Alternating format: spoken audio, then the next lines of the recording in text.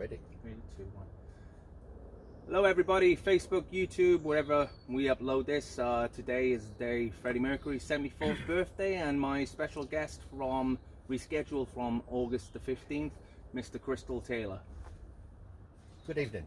That's a good pose there. It's not bad. I mugged it off some idiot. Fuck knows who he is, he sounds a twat. Anyway, so we're going to go through bits and pieces of what you've been through in your illustrious career and life. So, how'd you get started, Chris, doing kind of what you ended up doing? My brother played in a band and I was an electrician, and they got me to build a lighting rig, and that's how I built the lighting rig and went on the road, and met a few people along the way, and it was all good. It gradually went up and up. Oh, fantastic. So in the early days before meeting Queen and stuff like that, was there any other people you kind of worked with? Yeah, do you remember Blackfoot Sue? No, they had a number one. I worked with them, and then I got to work with David Sixx. Yeah. And then from Essex I went to Pilot, then I went back to Essex, and then I did Elton at Wembley Stadium, and the Pink Floyd at Nebworth, and then I did some big rock festival at Olympia with Bad Company at Status Quo, and then I got the call to join Queen, and I said yes, and I stayed there forever. Fantastic. What was it like in those early days of being on board? Because I think around the time, or do you have much memory of it? Yeah, it was hard work. Up and down the motorways, we're doing clubs and stuff, so it's fire escapes, and up the motorway, Newcastle one day, Plymouth the next, Manchester the next, Southend, nightmare. Hard work, but great fun. Loved it. It was really good. Okay. So, what about some memorable moments, stuff that we might not know about? Any funny stories? The most memorable, yeah, shagging Miss Atlanta. That was memorable. There's lots of highlights. There's so many. Rock in Rio. You got 300,000 people. It's just it's quite amazing. Yeah. But you kind of get used to it, and it doesn't really faze you, because you start at the bottom and it gets bigger and bigger, and you don't really notice it. And then I left. I went off the crew and went with the band, and we were swanning around in Learjets and helicopters and limos. You kind of just take it in your stride, really. It's quite odd. It's just another day, really. Yeah. So along the way, you got to meet some other people. Like I remember you telling me a story about Nikki Sixx at the Rainbow, and yeah, I was in the Rainbow one night with my girlfriend at the time. Lovely, beautiful blonde thing. And Nikki, they hadn't made it yet, and he was on the table behind me, and I was just sitting there, and I suddenly heard him go, "A fucking Queen fag." And I looked behind, and there's this, I didn't know who he was, this geezer with back-combed hair and spandex and makeup on, and I thought, why is he calling me a fag? And it went on, and I suddenly heard, "Fucking Queen faggot." And he said it about 3 or 4 times. That's it. I picked up a bottle, and I leaned over to lam him one, and I got pulled back, so we didn't actually come to blows. But I did meet him years later, and he was quite nice. Yeah. Didn't he try again into Stevie Nixx or something? Oh, Stevie Nixx joined us in the Rainbow. She came and sat with me when we were talking, and she's really hippy dippy and quite off the planet. And I said to her, "You owe me $10." And she went, "Why?" I said, "I bought your album, it's shit. Can I have my money back?" And then she said to me, "Oh gee, I really love you English roadies. You're so funny." I wasn't being funny. I was being serious. The album was shit. I wanted my money back. But she thought it was funny. So what the hell? She's cool. As it's would be Fred's 74th, and it was your birthday a couple of days ago, wasn't it? Yeah, hit the big 7-0. Yeah. Never would know. I feel it today. I feel it today. That's got something to do with being up at 3 in the morning with this man here. Why does that always happen? What is it? My phone. Oh right, fucking hell. I thought it was one of them sort of pacemakers. But yeah, so with it being Fred's 74th today, you got any stories? From when? 74? No, Fred is 74, so... Oh yeah. Yeah, well, he's not, he's dead. Well, he would be 74. He would be, yeah. Yeah. So let's just say if he was alive, he was 74. Yes. Tell us one of your best stories of the man. Oh, there's so many with him. He's just a hooligan. The sort that you wouldn't be able to tell at a convention. Couldn't really tell him here either. Get arrested. We were touring Europe, and there's a bit in the show when they did Love of My Life, and he used to play, and at the end of it, I would have to walk across the stage with a pair of maracas and a glass of water, and I'd give him the water, he'd have a mouthful, I'd give him the maracas, and I'd walk off, and he would shake them and lob them out. And one night, he's there in his glitter leotard, looking like a bloke in a glitter leotard, like we all do, like Loretta looks normally, and and he took a bow, and the punters loved it, so he took another bow, and he was doing the big theatrical thing, and I'm standing at the side waiting, and the more he bowed, the more the audience loved it, and the more they loved it, the more he bowed, and it just went on forever and ever and ever, and he finally slowed down, and I did the walk across the stage, and I got halfway across, and he started bowing again, so I'm at the point of no return, I can't go back, so I'm there, and I'm kind of at the edge of the spotlight with him, and he's bowing away, and I'm going, oi, come on, and he turned around and looked at me, walked across, grabbed me, gave me a big hug, so I'm now in the spotlight right at the front, and he announced, he said, this is Crystal, and I've heard he's got a big cock and he's good in bed, and I just went, take this fucking drink, will you? And I walked off, not only with the band and all the crew laughing at me, 20,000 punters were like, and I said, I ain't doing that again, that's it, not getting embarrassed, but I did the next night. Yeah, but that's his mischievous little ways. Great guy, really fun guy, lovely bloke. Yeah. Seen a picture as well, you used to play Scrabble with a guy, yeah? Good at Scrabble? Scrabble, yeah, Trivial Pursuit were the big ones. The Trivial Pursuit games were monstrous, and they went on forever, and you had to say what was on the card. And we played one night, and it was like 3 o'clock in the morning. We were off our heads, and Fred, I was with Roger on my team, and it was Fred and whoever, and they had the last question, and it came up, and we looked at it and thought, oh no, and it said, who is the lead singer with Queen? And he just went, it's me, dear, and we didn't give it to him because on the card it said Freddie Mercury. We made him to take another question. we wouldn't give it to him because that was it. I don't know who won. No idea.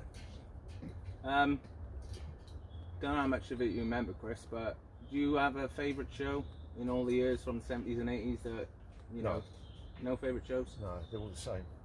Okay. I suppose Live Aid is memorable. Yeah. Yeah. That's 20 minutes, and that was great. But no, all the rest of them, no favourite show. You Live Aid is always the guy behind Princess Di. Yeah. Whenever. Yeah. I can remember when I was young, and we were all, because we saw Bowie, and then there's you, and then there's Bry, and Roger, or the other way, I don't know. And we're like, for years we were kind of like, who's this geezer? You know, we. Oh, it comes out in the papers a lot. I've been Midge-Ure, I've been Paul McCartney, I've been everybody. Everyone wants to know who it is. And there's one of me where I'm actually leaning forward, and everyone says, what were you saying to her? I was saying nothing. I just happened to lean forward and someone took a picture. I never spoke to her. No. Never spoke to her. So with, you know, the whole Live Aid thing and it being brought back up because of the movie, what's your thoughts on Bohemian Rhapsody, the movie? My thoughts? How long we got? Any version. I mean, I think they're similar to mine. And my thoughts on the movie is they got two things right. They formed a band called Queen and they played Live Aid, and the 2 hours in the middle is the biggest pile of shit I've ever watched in my life. Absolute rubbish. No fact. I thought the acting, I can't believe he got an Oscar. I didn't think the acting was that good. I thought the script was awful, and I'm in the minority, it seems, because the rest of the world love it. I thought it was awful. No, I think for us people that are fans kind of thing, I don't know about you, but you can't unsee stuff that is, you know, different and it's hard work. I mean, it worked for The Doors. I think the Val Kilmer film, a lot of that was inaccurate, but I found it easier. No, I hated the Doors one. You did? Yeah, I didn't like that, but I love the Ray Charles one, and I love the Tina Turner one, and Johnny Cash. Is the Elton one? No, I haven't seen that yet, no. That was a good one. No, that was a good one. So, in recent years, you been attending those Queen convention things. That's where you and I eventually met about 14 years ago, and sporadically attend I guess. How do you find it there? Do you like it? But they are what they are, aren't they?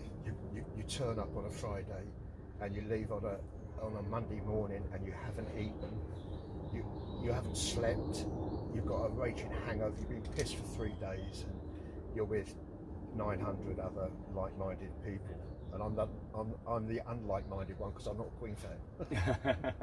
But no, they're good fun. They're good fun. And I've got to know a lot over the years. I've got to know a load of the fans, and I actually class some of them as friends now. You know, so. Yeah. Off the back of that, but they're all ugly. Eh? They're all ugly. Oh, the Queen fans? Oh, it's the ugliest fans in the world. Not all. Not all of us. We had an argument with Boy George once as to who had the ugliest audience, the Queen or Culture Club. Because you get, you know, it's like you get the overspill of the lights. And Fred actually wanted it written into the contract one day that the front 3 rows had to be good looking because he fed up looking at ugly, spotty people. We were going to have it written into the contract for doing a show. You know, if we ever tour again, I think Niall suggested something like that once. Laughing Boy. Yeah. Oh, he's the character. But I can remember him saying, he's like, oh, why do me and Harrison always get the middle-aged women? I was like, because you're pretty boys. I said, you get them, I get the ones that have every single cassette, record, everything known, and they want to talk about Axl Rose for 3 hours, and just not one of those things. But I wouldn't mind one of them written in our contracts. Oh yeah, it's got to be done.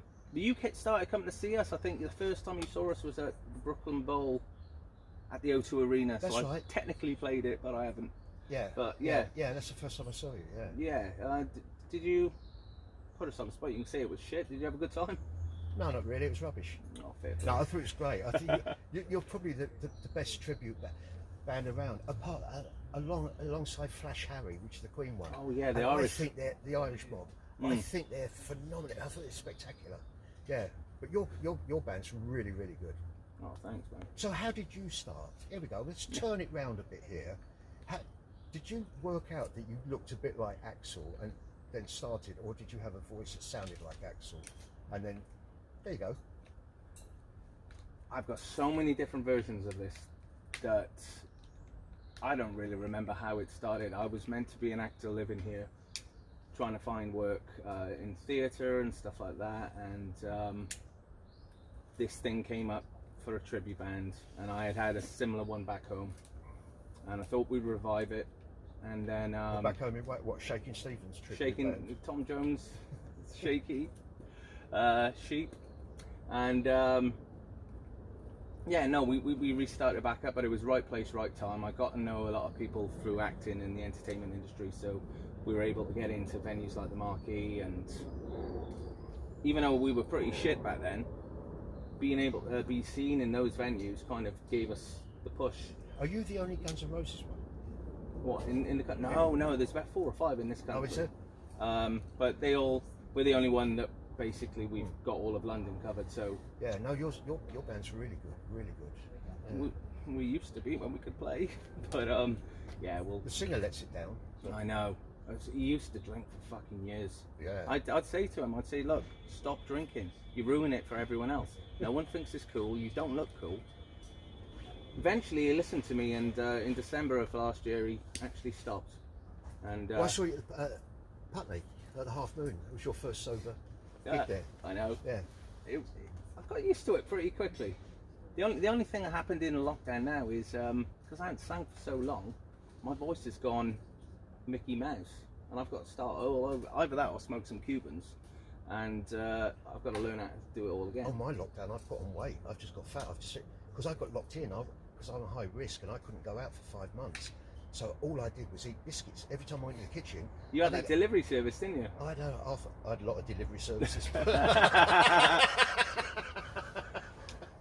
They also delivered food sometimes, yeah? Yeah, we've got food parcels. I actually called them up because I got the food parcels, and they were great. The food parcels were great, and I actually phoned the company up and I said, you couldn't lob in a bottle of wine and a packet of fags, could you? They said, we'll see what we can do. I never got one, but yeah, the food was great. I had so much that just recently I saved it all and I took it all down the food bank. I couldn't get rid of it. I had so much, it was ridiculous. But I didn't cancel the order. I thought if I cancel it, then they'll stop. If I keep taking it, then I can actually give it to a food bank where it would be useful. So I kept taking it. I had tons of it, and all good quality stuff. It was great. But I just ate biscuit. This is the fattest I have ever been in my life. Because I couldn't leave the house. I wasn't allowed out for 5 months. I couldn't go past the front doorstep. I bought a cycle bike. I bought an exercise bike. I've got no exercise. Yeah. And I've had it about 4 months, and it's got the electronic thing on it. And I had it angled so I could watch the TV and cycle. And so far, in 4 months, I've done 7 miles. In 4 months? I'm used it. I get on it and I put on Neighbours and start watching it and pedal. And I was knackered after a few seconds. And I'd get off and just sit and watch it. And I haven't used it. I've got 7 miles I've done in 4 months. Yeah. Brilliant. What a lazy slob am I. Because and we I said just 4 months. I slumped back in the chair and just light a fag up and I'm going to have a packet of biscuits. And if you give me a packet of Jammy Dodgers, that's it, it's gone. That's one sitting. If it helps, it doesn't show. I wouldn't notice unless you said. What? Putting on weight? No, I can't. That's Can why you I've got see my it? legs You've crossed. seen it more than me in this time. I've got my legs crossed and I've got a lovely Victoria's Secret corset on at the moment, holding my stomach in. They're huge. And these suspenders are killing me. They're digging in at the moment. So, a lot of the time, you were in. I remember you had to stay in isolation for quite a while. 5 months, yeah. That's it. I had that phone conversation you and I think I was in Sainsbury's. That's right, yeah. And you're on about your deliveries. But then, as soon as you got out, you met up with Straker, and then what? You were out for about 11 hours or something.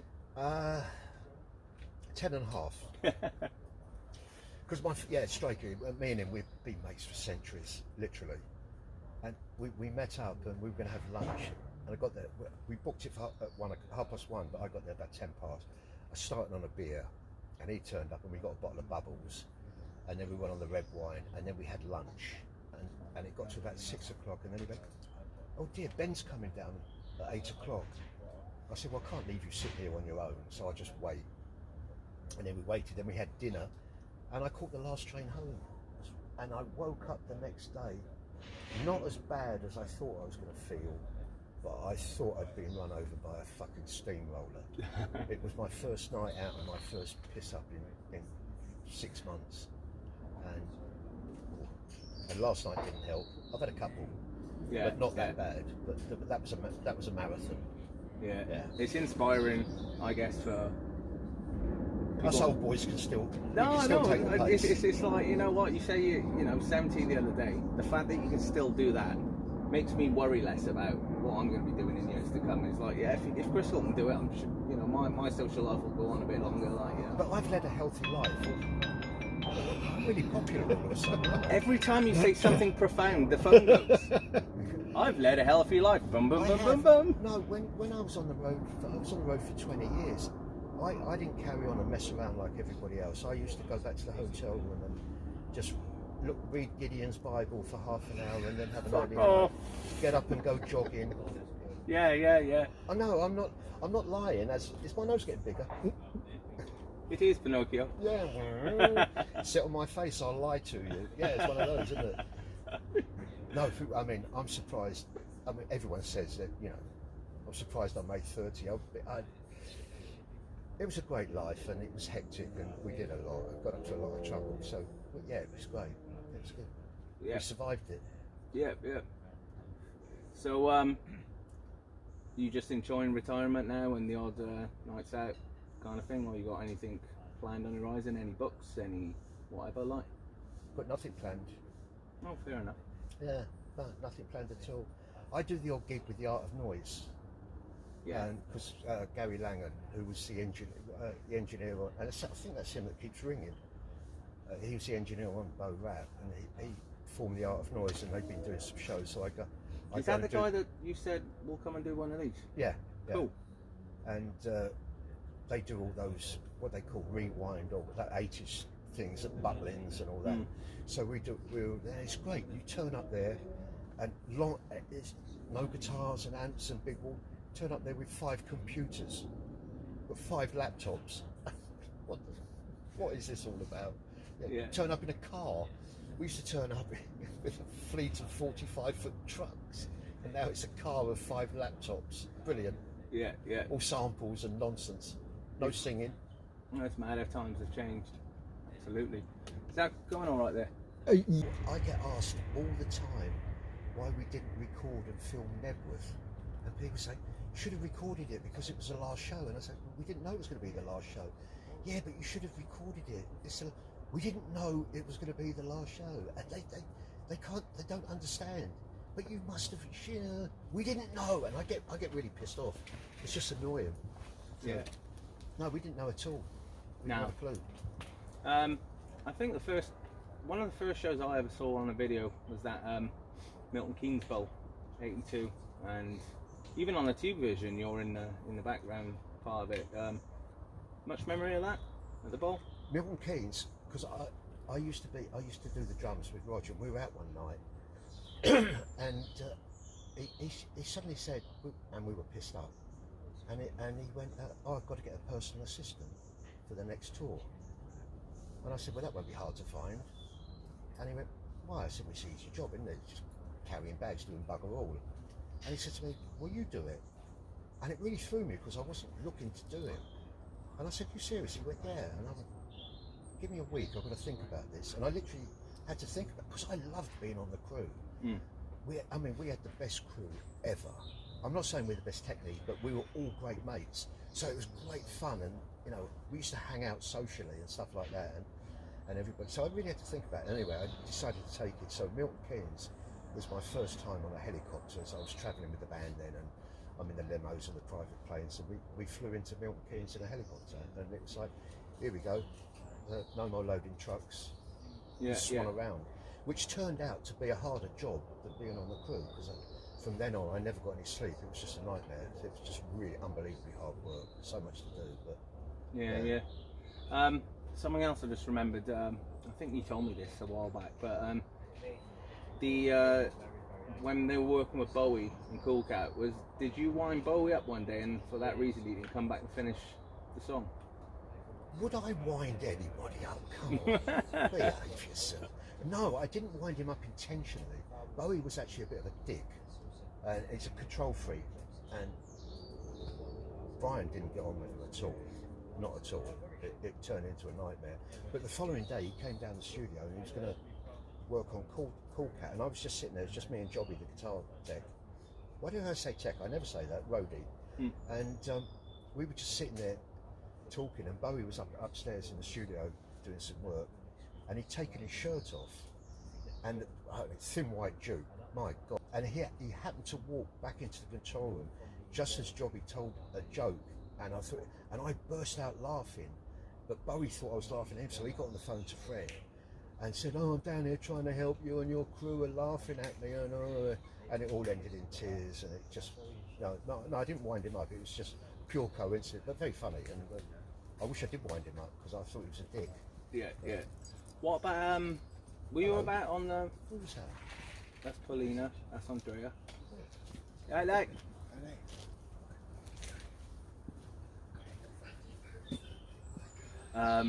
So anyway, the Michael Jackson, were you around on the Michael Jackson sessions?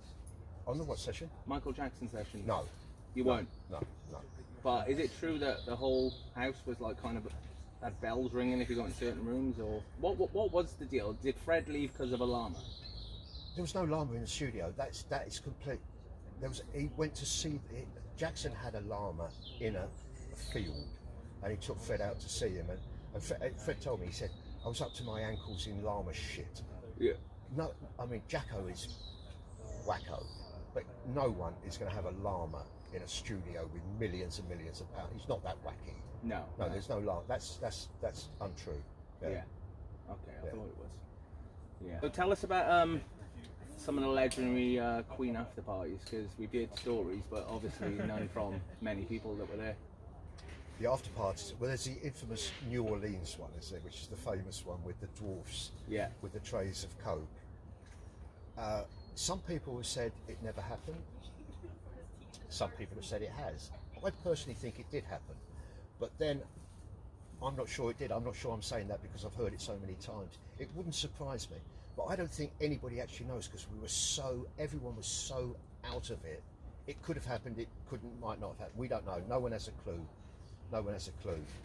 But there was everything there to cater. It was for the jazz album, because the jazz album, we ended up, the first time we went out the country to record to Montreux, which was where they had the jazz festival, and then they called the album Jazz, and then it was being released when we were in New Orleans, which is a home of jazz thing. So we had a big party there, huge, and we did have a midget on the food table. There was a midget that laid in the middle of the table, and he was covered in chopped liver. And his job, when people went up to get some food, his job was to shake. And so this whole plate of chopped liver would shake, and it's like, what the fuck is that, sort of thing, you know? But there were nuns, there were boys, you know, with leather shorts on and their asses hanging out, and half-naked women. There was everything there to cater for your sexual desire. And people were shagging in the toilets, and it was like Caligula. It was brilliant. Yeah. So the parties in the 80s kind of got more wild then. Yeah. Did you go to Fred's party? Yeah, I was around his house all the time. I got really close with Fred, so I used to just go and knock on his door, and we would sit up all night and play Trivial Pursuit and drink and carry on, and yeah, went to all the parties. But everyone was wild in the 70s and the 80s. I mean, we might as well talk drugs here. Yeah. It's not just the music world that was doing it, the whole entertainment world was doing it. All the accountants, record companies, plumbers, it was the 70s. Everybody was doing blow. So, yeah. You know, there's I could probably name, in the music world, I could probably name the people on one hand that didn't do it. Compared to... So, yeah. So, and if you use them properly, you'll come through the other side. I mean, I gave that shit up years ago. I mean, I haven't done any drugs for about an hour. So. And on that enormous lie, Crystal's getting a bit dark now. That's my tan. Any wild parties going on through the Works, Magic, Hot Space tours? Was Hot Space? There were parties everywhere. We had parties all the time. I mean, every night was a party. Every night. We'd finish the show, I would book a restaurant, and we would all go out to eat. And then the one half would go out clubbing, and the other half would go out to another pair of clubs. And then we'd all meet back at the hotel, and we'd all catch up. And, well, not all of us. I mean, it was always Fred, Phoebe, and Roger and me, main conference. And just every night was a party. Every night. Yeah. It was great fun. Yeah, it was great fun. So, as time went on... And we never got hangovers in those days. No. Some useful things to stop hangovers. I remember my first hangover, it was in Leiden. Yeah. And I woke up, I felt so bad, and I didn't know what was wrong with me. I couldn't move, I couldn't open the curtains, and my phone used to ring at 9 o'clock every morning, regardless of what time I went to bed, and I'd have some idiot from a record company or a TV, a newspaper, whatever, and I sat in bed, and I had the phone next to me and a notepad and my itinerary. There were no phones in mobiles and computers in those days. And I just sat there, bolt upright, and the phone would ring once, and I'd pick it up and talk. And I couldn't work out what was wrong with me, and I realised later, I had a hangover. And I'd never had one before.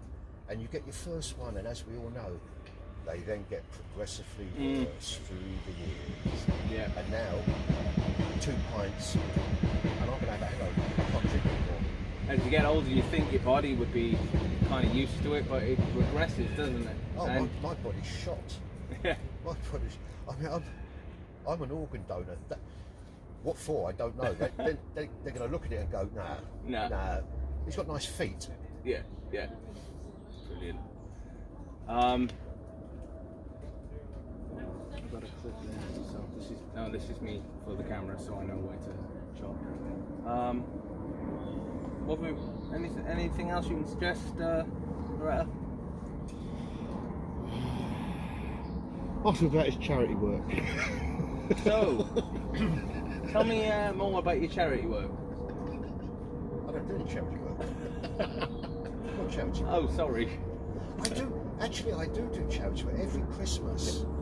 For the last good few years, I give up Christmas Day and I go and work for I forgot what they're called now. The Rotary Club. And they at Battersea Park they feed they do it all up really nicely, and they feed 400 or 500 people, and I go down Christmas Day and serve the food. Oh really? Yeah, I do it every Christmas Day. Yeah. I've been doing that for a few years. I thought you would wind me up then. No. I know. Do you know what I thought it was as well? But no, that's. But then I go and I don't do charity work, but I go and help people do their gigs, and I don't charge. I don't never charge anything. I just do it. It's like the Art of Noise things. I don't get paid a penny for it. I go away for the weekends to Butlins and just have a bit of a vibe and watch Howard Jones and all that weird stuff, and it's a bit of fun. Yeah. The later years, obviously, when Fred started getting ill, how was it around? You know, did you still go visit and that? Yeah, well, we first found out he came up with some. It was quite funny actually. He came up with some blotches. We were in the Townhouse Studios. He came up with some blotches on his face, and he went to the doctor, and he came back and he was telling us all, because we're all close, so he's all telling us, and he said they were liver spots, and he told the doctor that he drinks vodka or load of vodka all the time. And he said, doctors told me to I've got to stop. I can't just keep drinking all that. So we all agreed with him and all that. He said, get us a brandy, will you? I went, no, you've got to stop drinking. And he went, no, he told me to stop drinking vodka. And it's, no, Fred, I think you've got this wrong. You've got to stop drinking. No, he said, I can't drink vodka, so I'll drink brandy now. But basically an idiot. Yeah. So, but then we did the last tour, and then we found out he was ill, and kind of knew that was it. Yeah, it was quite a sad moment. And then I'd had enough, and I quit and went on to greener pastures. Yeah. No, of course. Yeah. And when I quit, I decided, because I'd been on the road for nearly 20 years, I wasn't going to do it again. And I knew Hugh Cornwall from the Stranglers, and he'd left. And he's lovely. Hugh is a lovely guy, and he was doing his first solo album, and he kept saying to me, "You want to come on the road? Do you want to come out? I'm doing a tour. Do you want to come out and be my tour manager?" I said, "No, Hugh, I've given it up. I'm not doing it anymore." And he kept asking me, and I kept saying no.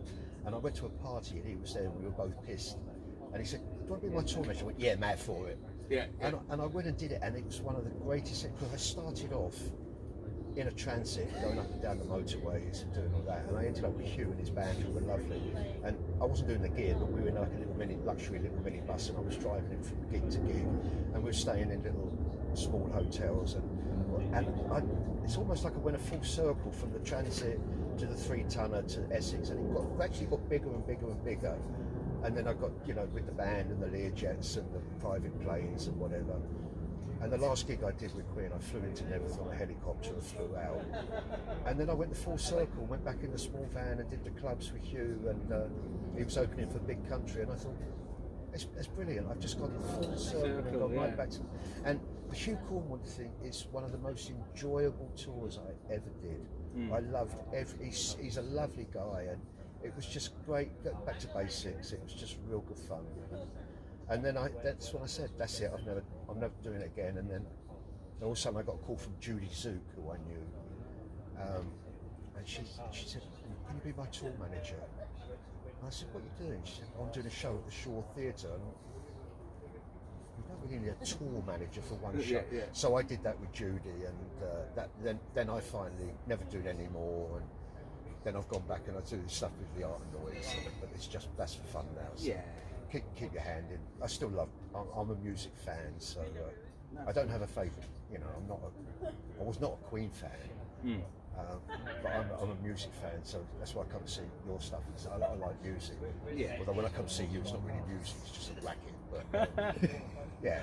Yeah. So we're all sober now, so, and hopefully we'll have you all back if we ever come back again after COVID. But we'll see what happens. But I tell you what a fascinating life, Crystal, and one that I don't think will ever be replicated, not in this day and age anyway.